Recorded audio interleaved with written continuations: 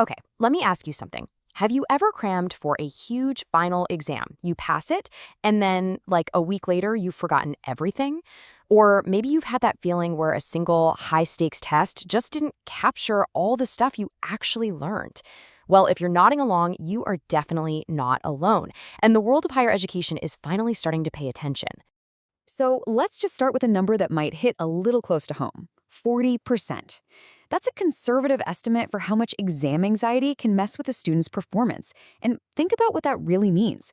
This isn't just about getting a few butterflies in your stomach. We're talking about a system where the pressure is so intense, it actually stops students from showing what they know. And right here is where the plot really thickens. While students are stressing out over exams, a huge 78% of employers are out there saying, you know what?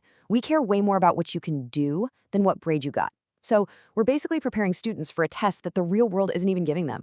Kind of wild, right? So you see the tension here. We've got this testing system that causes a ton of anxiety for students, but at the same time, it's not even measuring what employers are actually looking for. And that mismatch, well, that's the core problem that's forcing everyone to rethink the whole thing. Now, I want to be clear, this isn't just some passing fad. This big shift away from traditional tests, it's a necessary evolution.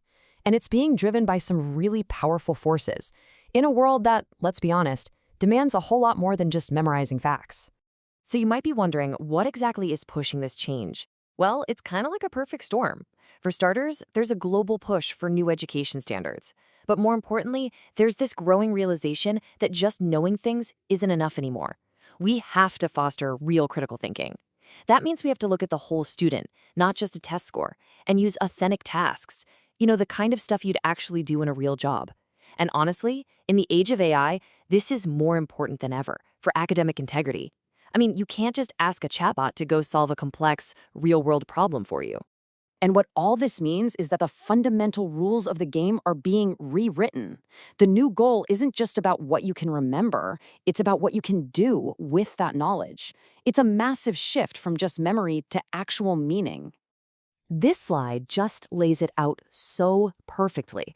On the left, you've got the old way, right? A straight, predictable line of memorizing facts. But then look to the right. The new path is this dynamic, flexible journey.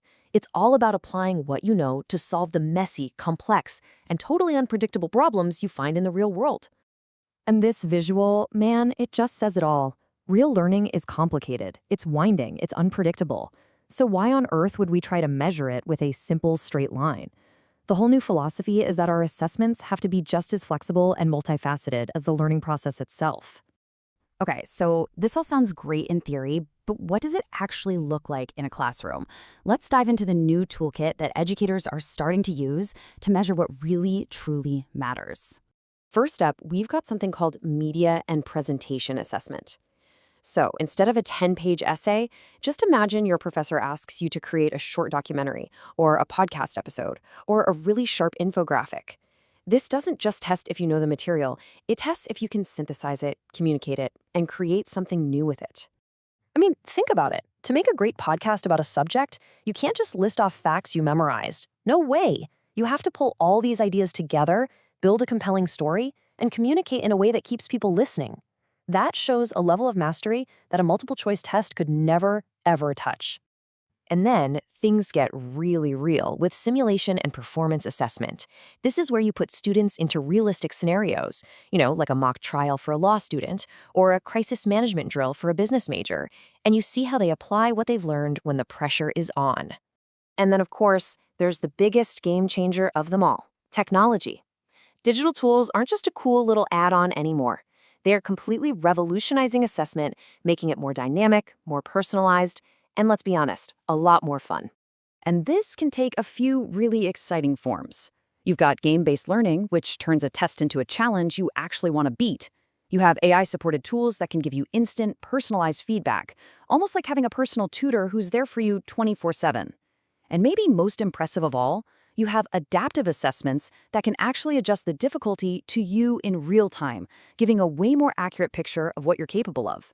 So, when you put all of these pieces together, what does it all mean for the future of learning?